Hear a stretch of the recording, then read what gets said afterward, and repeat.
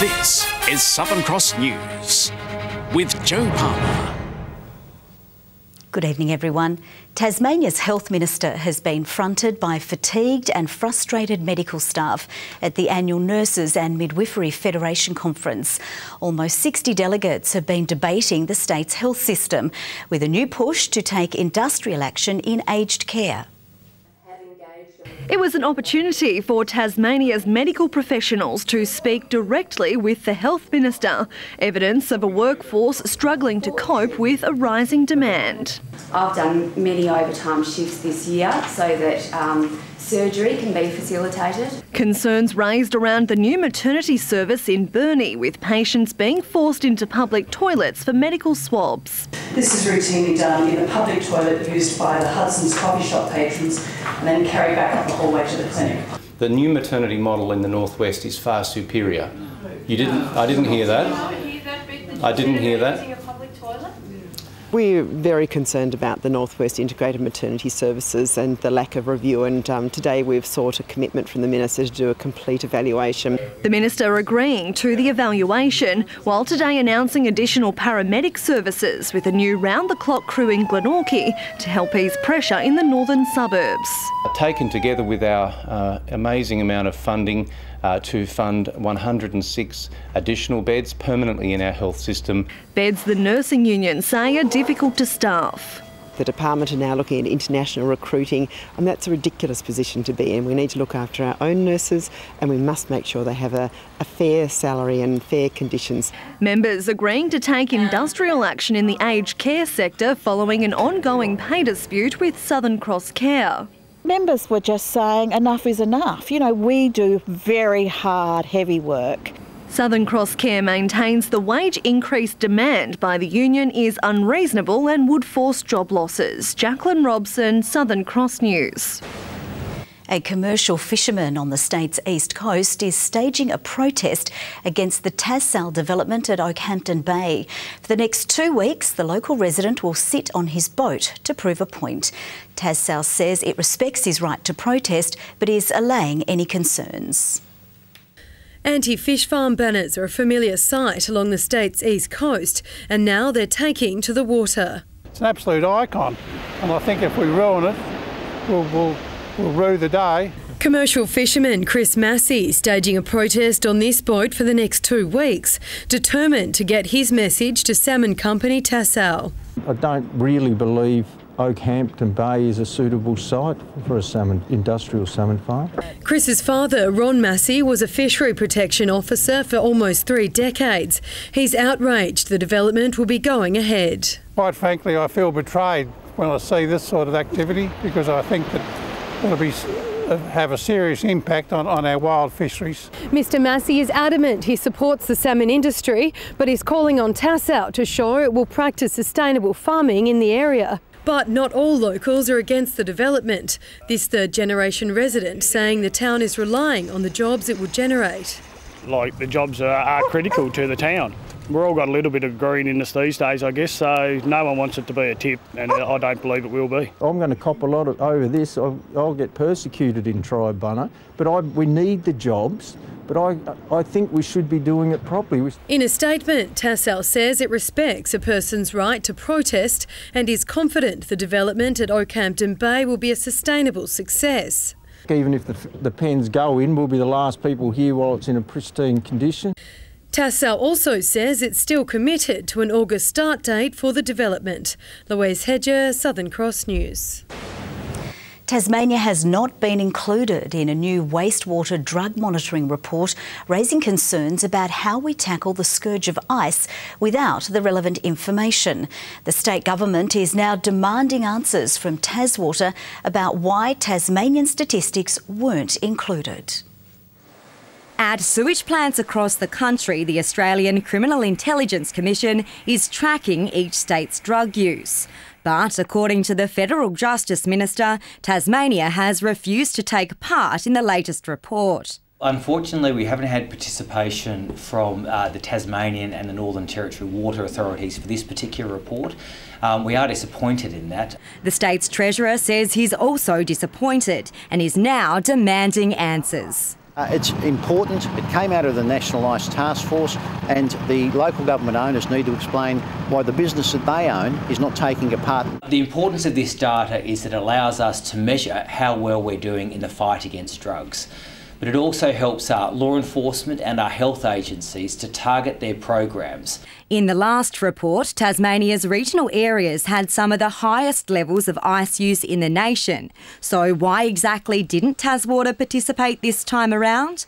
Well, according to the organisation, it did. We still send monthly samples to the University of Queensland for this program. We have been renegotiating the scope of our continued involvement with the program. And we have an in-principle position with that program now. The state government is using this latest revelation as a reason why it should take over Taswater. But opposition parties believe it does little to strengthen the case. The government is grasping at straws if they believe this is a mechanism, another mechanism, reason to take over Taswater. The one thing when it comes to Taswater is you can't believe a word that Peter Gutwein in particular says. He's refused to release any information behind his takeover of Taswater. The Australian Criminal Intelligence Commission maintains it did not receive Tasmanian samples for the period necessary. Taswater says they will be provided in the future. Monica Dadson, Southern Cross News. Tasmania's fire authorities are urging farmers to start planning for the bushfire season ahead. Concerns are emerging that some landowners are reluctant to burn off, a situation that could lead to a dangerous build-up of bushfire fuel loads. Farmer Lindsay White is demonstrating how to use a drip torch. So a day like this, you need a bit of wind. Listening on a group of farmers keen to take advice on managing their land. But it's only going to burn up there and it's going to go out. In the audience, Jason Thornbury, a farmer who knows all too well why burn-offs are necessary. We've got a property release at Dunalley which was completely burnt and we lost a lot of livestock. It's something I don't ever want to have to go through, and a lot of other farmers did too. And I don't know if you don't want to see that again in my lifetime, hopefully. In the biggest event of its kind in Tasmania, more than 120 people turned up for today's planned burning field day near Sorell. They're learning skills and hearing about how they can mitigate the fire risk on their farms, how they can make fire management plans for their farm so that they can have the confidence to go out and do fuel reduction burning on their own properties at the appropriate time. It'd be unlikely that you'd be able to get a fire going well in these conditions. Practical demonstrations in the bush spreading knowledge to those new to farming and fuel reduction burns. Many are lacking that confidence. Some don't know. The demographics in rural areas are changing dramatically. You know, it used to be 20 years ago all farmers, but now we've got lifestylists and people. The real risk is if we don't burn off, then we could easily have a significant bushfire into the future. So we need to do whatever we can to make sure that that doesn't happen. Authorities are considering more field events across the state. Michael Breen, Southern Cross News. Some of Australia's top food products are being scrutinised in Hobart. Judges have a lot on their plate as they taste and decide who the winners are in the sought-after Royal Hobart Fine Food Awards. 46 judges hard at work for the first of 4 days of intense tastings. We look for consistency, balance of flavour, balance of textures, workmanship. On the table are more than 1,000 entries. In the categories there's all sorts of different things that come up. There's tisanes and there's all sorts of different breads and hams, and there's always something that has a really unique twist on it. Producers from across Australia have submitted their food for scrutiny, hoping to gain coveted awards. People who enter can benchmark their product against others in the market, and so it's a really good process from that point of view, and they enter things that they've made with such love and such passion. You're dealing with individuals. Some people put their heart and soul in the product, so we do take it very seriously. The winners will be announced next week. Michael Breen, Southern Cross News. He already puts in hours of training before dawn each week, but now an up-and-coming Tassie rower is stepping up another gear.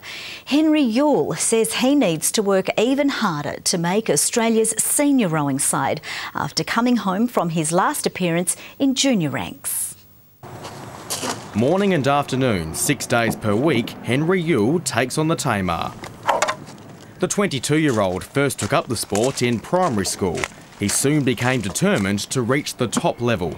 A good friend of mine who was part of the Tamar Rowing Club said, you know, why don't we have a crack at the national team one year?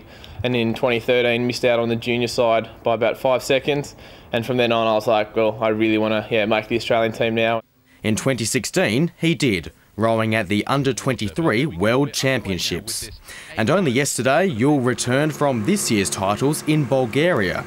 But he now needs to step up to the open age level, demanding more work than ever before. The thought of becoming a world champion or hopefully one day representing my country at the Olympics, that's the big goal. To get there, Yule is trying out for rowing's elite training centre in Canberra before the national team is picked next year. Guiding him along this journey is former Olympian Brendan Long. It really is a desire to want to do it, because if you don't have the desire, you'll never get there, because it's tough. It's like anything, you've got to work hard to get the result. Tom Johnson, Southern Cross News. A fascination with Tasmania's iconic River Derwent has inspired a new art exhibition. The Derwent exhibit at Tasmania's Museum and Art Gallery uses different visual mediums to explore the complex river system, the result of a 6-year project by 2 renowned Tasmanian photographers. This has been moved further into computational imaging with the time slices and the images you see around us, the calendrical works. And we've been exploring many parts of it over the last 20, 30 years.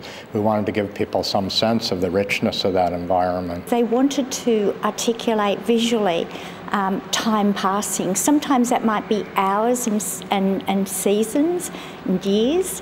At other times they want to get this sense of a really deep time. Hydro Tasmania and the University of Tasmania helped support the project. The new exhibition opens to the public tomorrow. Now let's take a look at the day's business and finance news with thanks to Tasplan, your local super fund. Australian shares have moved higher with gains for miners and banks helping a market buoyed by overnight rises on Wall Street. The ASX 200 index has risen by 8.4 points. A short time ago, the Australian dollar was trading at 80.3 US cents and 106.5 New Zealand cents. There's set to be some fireworks at Windsor Park this weekend, with the D's breathing down the Blues' neck for a spot in the finals, while North Launceston will look to back up their big win over Glenorchy and hold on to top spot when they travel to the Twin Ovals.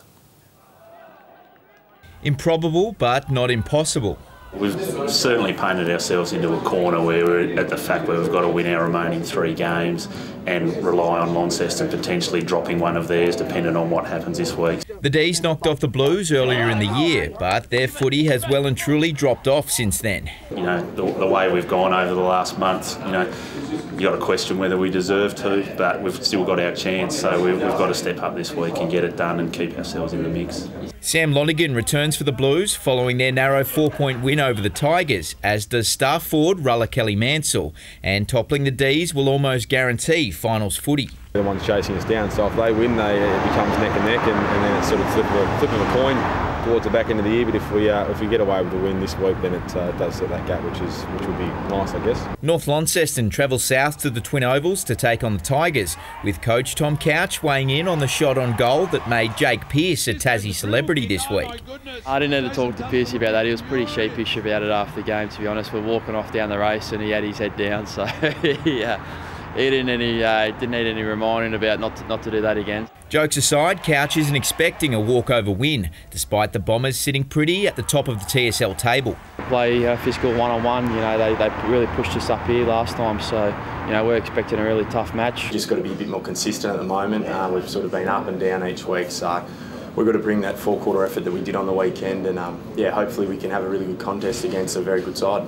She's one of cycling's rising stars with a growing collection of silverware and big dreams for the future. I caught up with Hobart teenager Madeline Fasnacht today following her recent success at the Commonwealth Youth Games in the Bahamas.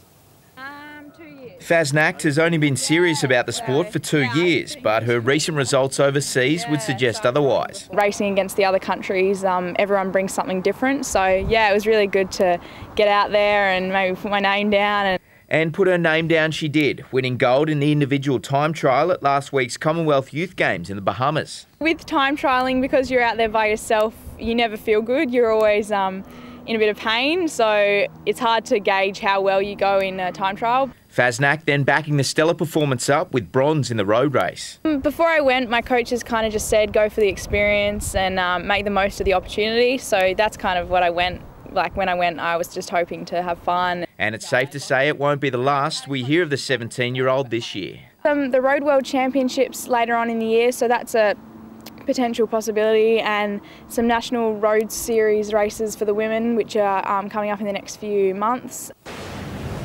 The Launceston Tornadoes need back-to-back wins on the road this weekend if they're to remain a chance for top spot on the Seabull South Conference ladder. The Torns take on Bendigo on Saturday before travelling to Ballarat to battle the rush. Big for us, we're one game out of first, so we need to try and pick up another couple somewhere along the line. The Torns will be missing 3 players, including point guard Lauren Mansfield, who's away on Opals duties. Well, the battle up the top of the Tasmanian Netball League ladder is heating up, with second place Northern Hawks set to take on third place Kingston Blues this weekend, with only percentage separating the two sides. Luckily, we've already secured ourselves a spot in the top 4, so we can't slip out of that. So now it's just a matter of putting together some good plays leading into the finals.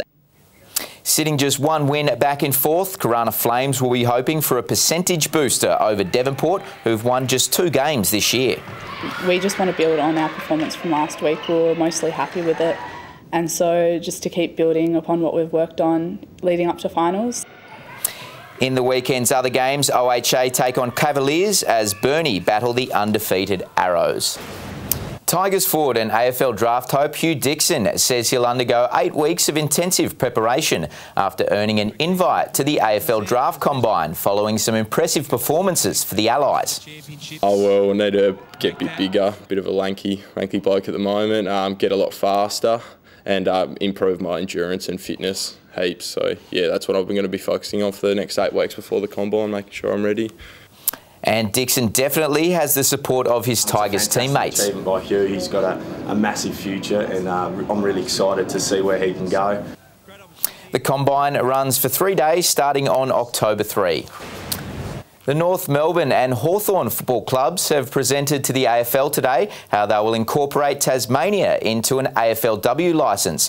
The Women's League will welcome between 2 and 8 extra teams to the competition in 2019.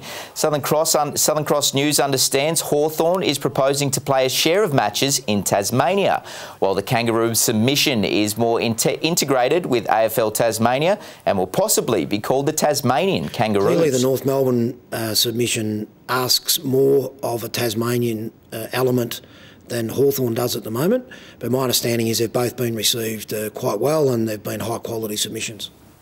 North Melbourne and Hawthorn did not return requests for comment. Good evening. Hobart and Devonport 12 today. Launceston scraped to 11 degrees and Burnie a high of 13. Now that was 1 short of the top today, which was 14 at Smithton. Most temperatures between 1 and 5 below average. Lyawini fell to an icy -6 earlier in the day. Lowhead, Wynyard, Friendly Beaches and the Islands all 13. St Helens, Grove and Strawn all 12. Lyawini did get to 3 in positive temperature later in the afternoon. A middle-level cloud band crossed South Australia today with high-level cirrus ahead of it, streaming over Victoria and Tasmania. We also have the other major system just off Western Australia, the rest of the nation cloud-free. Here's the close-up and the high cloud over the state today. There was a layer of low cloud as well in mountain waves. Tomorrow a cold front moves to be to our east with another crossing southeast WA.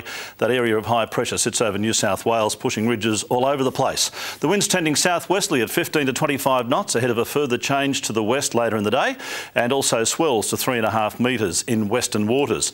Just the one warning. Bit windy tomorrow and a strong wind warning for all coastal waters. Hobart can expect a possible early shower and up to 13 degrees later in the day. 12 the top for Huonville, morning shower as well for Campania, 13 the top. For Launceston, early rain, then mostly sunny, 14 the high, 14 also for Devonport, that early rain for Georgetown as well with 13 the maximum. Burnie, possible early rain 13, 12 for Strahan and 13 for Wynyard. And for St Helens, early rain, then mostly sunny, 14 for Swansea, and a possible shower for Port Arthur, just 12 the high.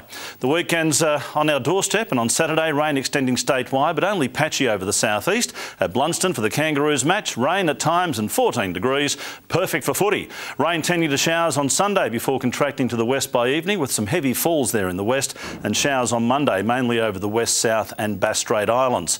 A windy, showery day in Perth, cloudy but fine for Adelaide, dry with sunny periods. Melbourne 15 degrees, morning showers in Canberra and Sydney, sunny and 26 in Brisbane. Lovely, thanks for that, Murph. Have a lovely evening. Good night.